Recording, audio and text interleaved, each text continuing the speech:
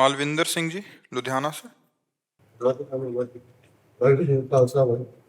राधा वल्लभ श्री हरिवंश महाराज जी, आपके चरणों में दंडवत प्रणाम।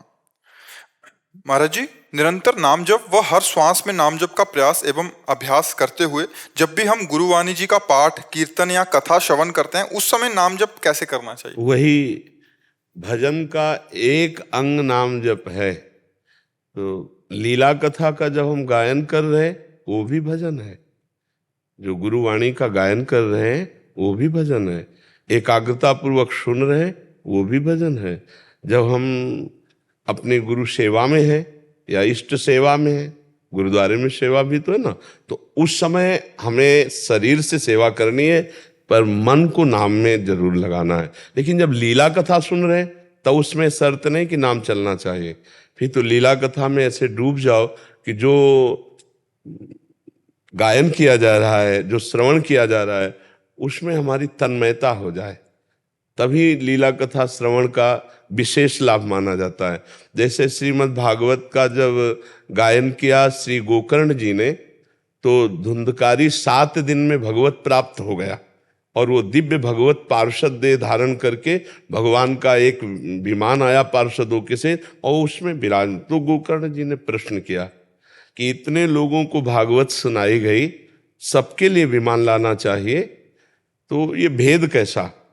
तो उन्होंने कहा धुंधकारी ने तन्मयता पूर्वक मनन किया, इन सब ने मनन नहीं किया, केवल श्रवण मात्र किया, इसलिए इनको विमान नहीं आएगा।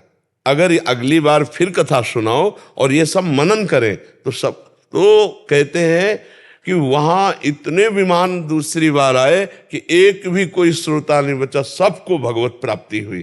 तो जब हम गुरुवाणी श्रवण कर रहे हों या गायन कर रहे हों या हम भगवत चर्चा कर रहे हों या श्रवण कर रहे हो, तो उसमें तन्मयता की जरूरत है।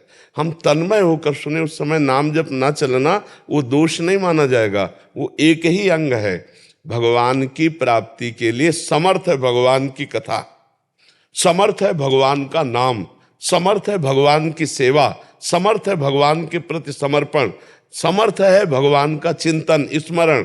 तो किसी भी अंग में हम हैं तो भगवान से ही जुड़े हुए हैं, प्रभु से ही जुड़े हुए हैं। तो हमको ये नहीं, अब जैसे हम भगवत चिंतन में डूबे, ऐसे हम भगवत लीला गायन में, ऐसे भगवत लीला श्रवण में, ऐसे ही भगवत सेवा में, तो ये सब भगवत प्राप्ति का योग्य, ये सब भजन माना जाता है। भजन का एक अंग जप है, तो भजन का एक अंग कथा श्रवण है, तो भजन का एक अंग है भगवत लीला गायन, तो भगवान सेवा एक, ये सब संपूर्ण मिलकर तब भजन बनता है जाकर के। क्योंकि 8 पहर हम निरंतर चिंतन में केवल बैठे रहें ऐसा असंभव है, क्योंकि क्रियाशील प्रकृति है, वो क्रिया करा के रहेगी। तो हम हर क्रिया को भजन बना ले, हम हर इंद्री के विषय को भजन बना ले, हम हर वृत्ति को भजन बना ले, तभी हमारे को भगवत तत्व का अनुभव होगा। क्योंकि भगवान के सिवा जब कुछ रह न जाए, परमात्मा के सिवा कुछ रह न जाए, न सोच में, न दृष्टि में, न व्यवहार में, तभी वो भगवत प्राप्त होता है।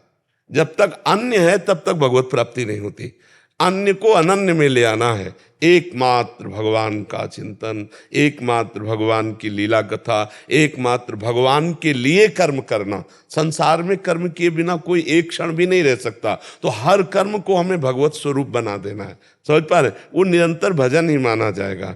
जैसे हम तन्मयता पूर्वक सेवा कर रहे हैं तो हो सकता है नाम छूट जाए, तो सेवा किन की कर रहे हैं? परमात्मा की तो कर रहे हैं। जो हम व्यवहार कर रहे हैं इसको भी हमें परमार्थ बनाना होगा। जैसे हम नौकरी कर रहे हैं या व्यापार कर रहे हैं या किसानी कर रहे हैं या जो भी कार्य कर रहे हैं उसको हमें परमात्मा को अर्पित करना होगा, वो भजन बन जाएगा। जो कार्य हम प्रभु को अर्पित कर देते हैं वो भगवत प्राप्ति कराने वाला हो जाता है। ये तो सर्वाणि कर्माणि मयि सन्न्यस्य मत्पराः अनन्ये नैव योगेन माम ध्यायन्तु उपासते। जो अनन्य भाव से, मेरी उपासना के भाव से सारे कर्म मुझको अर्पित कर देता है, तो भगवान कह रहे हैं वो भजन हो जाता है। तेषां माम समुद्धरता मृत्यु संसार सागरात, इस मृत्यु संसार सागर से मैं उसे पार करता हूँ। तो वो भजन ही है, उसमें चिंता नहीं करनी। हाँ, जब मन भागने लगे, लीला श्रवण कर रहे हो मन भाग रहा है, तो फिर नाम में लगाओ, नहीं तो कथा ही पर्याप्त है। उस समय रोमांच होने लगे, अश्रुधारा बहने लगे जब हम गुरुजनों की वाणी पढ़ रहे हो, गुरुजनों के चरित्र पढ़ रहे हो, महान भगवान की पवित्र लीलाएं सुन, तो उसी में इतना रस है कि पूरा मन तन्मय कर दे। अगर ऐसा नहीं हो रहा तो हम जहाँ भागे तो फिर उसे घसीट करके हम नाम में लगाते जाएं और कथा सुनते जाएं। बकाया रस तो तभी आएगा जब श्रवणेंद्री में ही पूरी वृत्ति लग जाए। जिनके श्रवण समुद्र समाना और कथा तुम्हारी सुभग सरिनाना, भरे निरंतर होई न पूरे। ऐसा रस आता है कि फिर रोमांच होने लगता है, अश्रुधारा बहने लगती है भगवान की चर्चा करने में, भगवान की चर्चा सुनने में।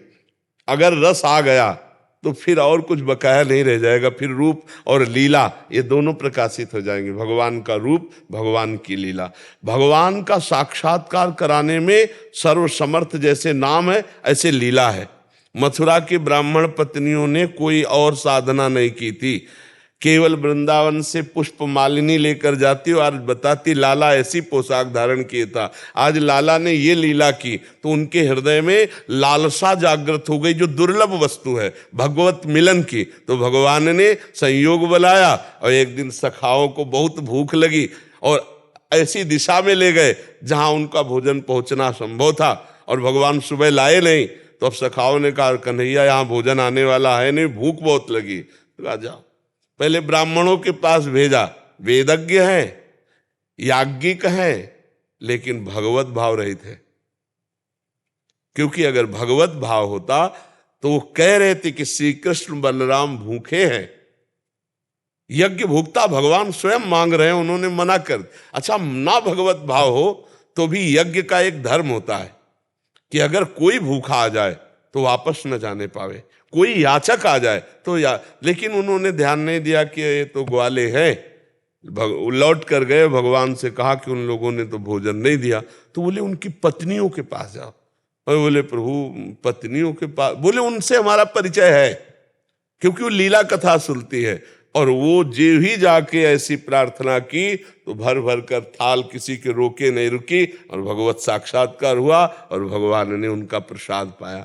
तो हमें लगता है कि अगर भगवत लीला श्रवण में नाम छूट जाए तो कोई बात नहीं, क्योंकि वो भी भगवान का ही परम पावन चरित्र है, वो भी भगवत प्राप्ति कराने में समर्थ है।